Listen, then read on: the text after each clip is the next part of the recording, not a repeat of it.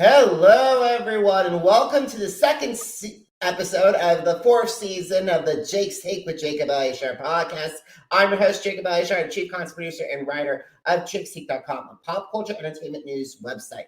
Before we get started, if you're watching this on YouTube, please give us a thumbs up and please subscribe to my channel. Now, if you're listening to this on our audio platforms, please give us a 5-star review and please download. All right, for the second episode of 2023, I'm so happy to welcome my guest on my right.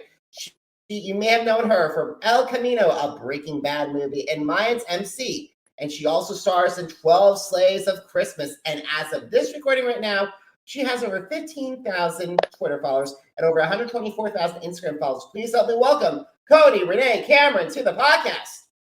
Hello. Hi, Cody. How are you today? So good. You're so well. I just got back from Mayans fitting for season 5, so rode my motorcycle over to Santa Clarita, and yeah, I'm excited. Oh wow! Congratulations on season 5. I cannot wait to talk more about that show. So, but we got a lot of ground covered. So let's get started. So, when did you get interested in performing? How did a passion evolve into desire to pursue a career in the entertainment industry?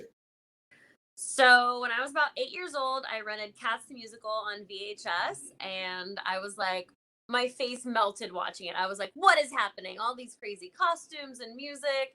And I knew that I wanted to do that, whatever that was. And it took me quite a long time to then move to LA and figure it out. But that was my first little taste of what the entertainment world could be like. Awesome. So many Breaking Bad fans might recognize you from your role as Candy from the El Camino, a Breaking Bad movie. So how did you get involved with this film, and what were some of the lessons that you learned from that experience to help you grow as an actor?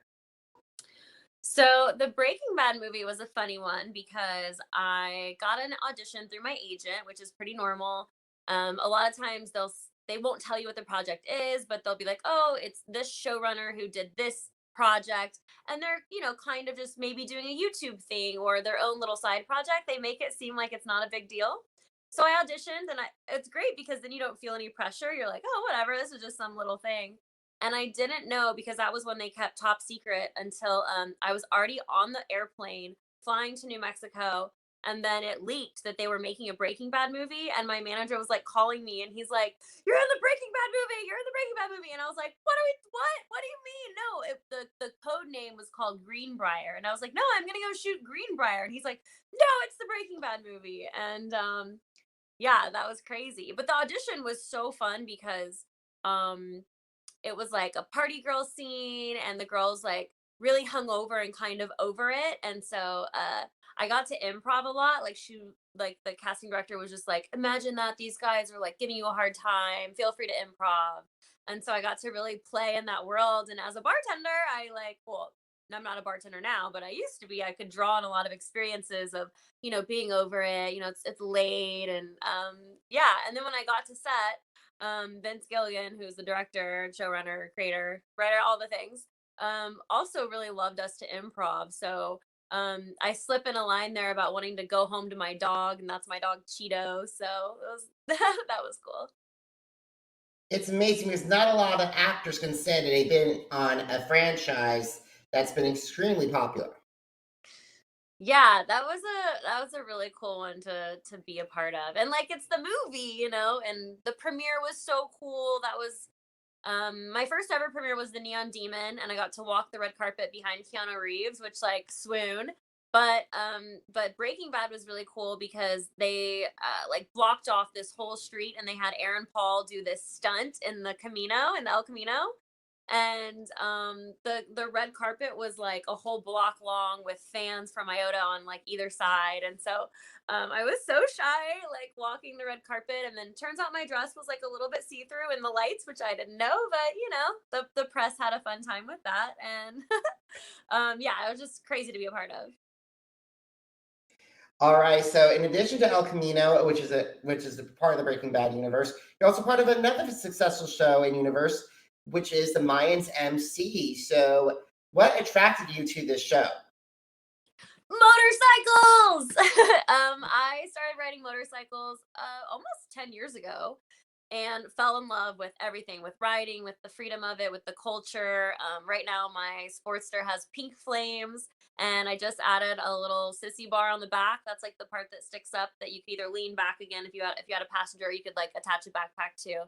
And it's a black Playboy bunny with a pink eye, pink ears, and then a skull and crossbones tie. So it's like so cute. And yeah, I auditioned for that, which was also kind of a bartender role, getting all these bartender roles. And then they kept writing me in, so then I became a Sons of Anarchy girlfriend.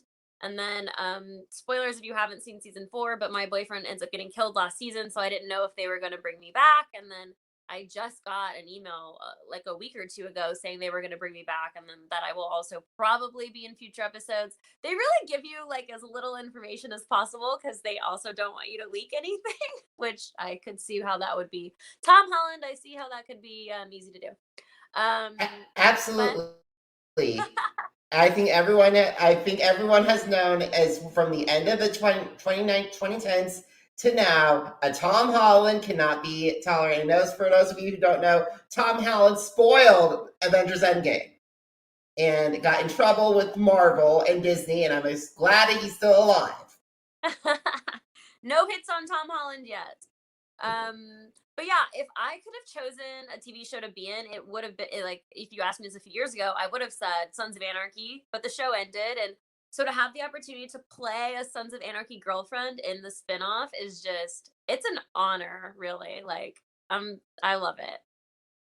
And by the way, those are two, first the Breaking Bad franchise and now the Sons of Anarchy franchise, two intense dramas of the 2010s and 2020s. Yeah, definitely. All right. So what have been some of the challenges that you face continuing to stay active in the entertainment industry, and how do you overcome those obstacles? I think actually funny you ask, because in Breaking Bad I actually had this whole scene written in the warehouse that got cut. So I thought that was going to be my big break. And then, if you saw the movie, you see that Aaron Paul just kind of looks in the window and you kind of see us, and then he looks away. You only see us entering and exiting. There was a whole scene in the warehouse, and I thought, oh my gosh, I'm going to be a star. But it got cut. Say lovey. But I was nude in that. The nudity got cut. And then in Mayans, I also do have a sex scene in the second episode I was in. So my point is that I do a lot of nudity work. And I think that even though, it's almost 2023, the stigma around that has gone way, way, way down. Like I posed for Playboy, 15 years ago, maybe. And I've worked a lot for Playboy. And a lot of people said when that happened that they were like, you're going to really make the pool that you could work in a lot smaller. And I haven't had that experience at all. It's actually given me a lot of opportunities where other girls turn down the nude roles. But then trying to break out of the nude roles is so hard because there are only, there's a certain group of girls that will do the nudity. So they want to keep you in those roles. And you're like, no, I can do more than that. I am more than just my big voluptuous boobs. There is more to me. And so breaking out of that has definitely been challenging, and it continues to be a challenge. And now that I associate produce for Full Moon as well, the 12 Slaves of Christmas, which I know we'll get into, I'm an associate producer on, and getting to work with casting instead of being in front of the camera, being behind the camera. I see why once you find girls that will do that, you keep sticking them there, because you're like, well, I have actress 1 and actress 2. They're both equally talented, but one girl will do nudity and one won't. So we'll give the non-nude girl the lead that doesn't have nudity, and we'll give the naked girl stuff, and it's crazy because there's so many talented actresses. I mean, I don't even think I'm in the top 50% of talented actresses, but I book because I'm just willing to go balls to the wall for everything. And I'm nice and I'm fun and I'm talented, but I see girls that are more talented than me that sometimes don't work because there's so many challenges. I feel like I could talk all day about it, but that's definitely one of them. Absolutely. I did talk to some of my guests who are also actors, and they've also said that it's very difficult overcoming an opposite stereotype or being typecasted. Yeah, definitely. And it's so crazy to me that we we frown upon Hustler because it's like open leg nudity, but we praise Playboy because it's classy closed leg nudity. And we admire women like Emilia Clarke, who does Game of Thrones and has sex scenes and is nude. But if someone were a porn star, we don't like that. It's like society kind of picks and chooses who gets to play and who doesn't, and who gets respect and who doesn't. And that's really crazy. And I also hope that I could be an advocate for breaking that. I want people to feel comfortable in their bodies 100% and be able to do whatever they want. If they want to be naked, but also, you know, just because you do nude things doesn't mean that you deserve a level of disrespect. Absolutely, absolutely. And same with podcasters as well, because I like sometimes I'm like it's very tough to get some big names on us here, but like others it has, however, we're all on a journey and there's also different things. I thought you were gonna say you're a naked podcaster. Oh, I am not a naked podcaster. That's not Cody, I have never laughed this hard on a podcast ever, so thank you. All righty, we got to get back on. We got to get this train back on a track. So let's talk about 12 Slaves of Christmas.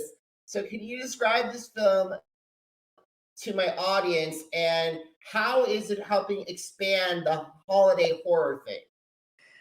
Okay, so 12 Slaves of Christmas is super fun. It's the whole cliche that we play upon, where three pretty girls get stuck in the snow in the middle of nowhere, no cell service. So they're walking for help, and they come across this creepy mansion with a creepy man inside, and then the shenanigans ensue. So we find this book called The 12 Slaves of Christmas, Slays, right? It's a play on sleighs like Santa's sleigh, but obviously is insinuating death. And we start to read the book, and then each story is a throwback to a full moon character, like the Ginger Dead Man and Evie from Evil Bong. And so it's really cool because my character helps weave the story through as we flash back to these other characters and their stories. And if you saw the trailer, that part is super gory and scary, but then our part is like pretty cute and funny. So there's like a fun juxtaposition there. And I got to cast my two really good girlfriends, Lauren Ann Smith and Dare Taylor, and they are just so delightful to work with. They're absolutely lovely and hilarious. And in the trailer, they put all these funny little moments. And yeah, we have all the little figurines of the characters. And then, oh my gosh, it was really fun to film. We actually filmed our part in 2 days. 20 pages in 2 days, which is insane. And then we used old footage of the other characters throughout the story. Oh, bless you! Did you just? Thank you. You were muted, but I could see it. Yeah, and we had fake snow, and the house was all decorated. But this was before Halloween, but it's all decorated in Christmas. And oh my gosh, it was really fun. And I had Christmas nails, so I was walking around with Christmas nails before Halloween, and everyone's like, my nail lady was like, "Why are you getting Christmas nails?" And I was like, "It's a movie, you have to film it, out of order." Like, so yeah. Oh, bless you again. I'm sorry. It must be the dust from the dust from leftover from the holidays. Mm-hmm, for sure. Anyway, I think it's fantastic, and also when it comes to horror and I don't mix, unfortunately. You get scared, huh? Oh yeah. Yeah. Like I can tolerate Universal Studios, Beetlejuice and like the walk around characters, but like when it comes to like horror thriller stuff, I get very scared very easily. And when I saw the Nosferatu man with the nails, I'm like, oh boy, Nosferatu. Oh yeah, he's very creepy looking. The prosthetics on him felt like it took forever and they were amazing, like his long stringy hair and his creepy nose and his fingers.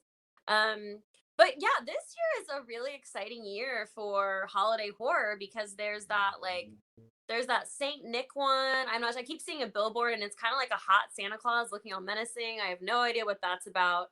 But yeah, I feel like the holiday horror this year is going to be, there's a couple out there that are going to be really fun. Ours included, Awesome. obviously. Absolutely, absolutely. So I know we have a little bit of time left. So what are some of your favorite social media channels to connect with your fans?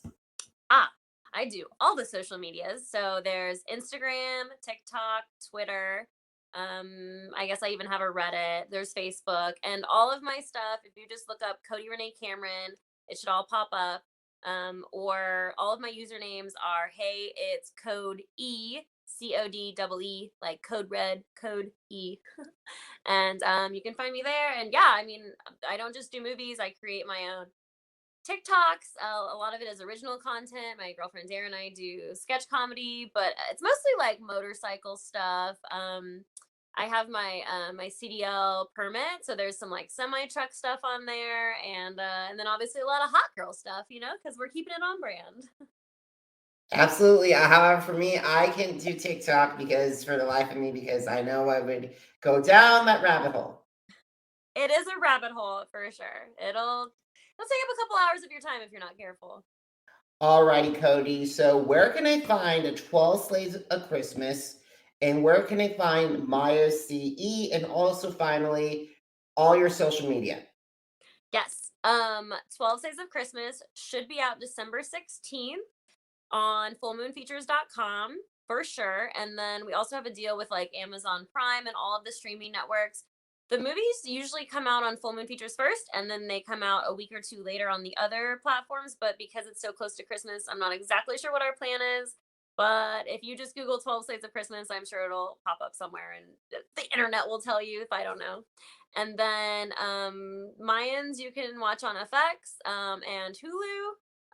Yeah, we start filming season 5, but you can watch me in season 4 from last year. And wait, what was the other question? El Camino. Oh, El Camino. El Camino Breaking Bad movie was on Netflix. I think it still is.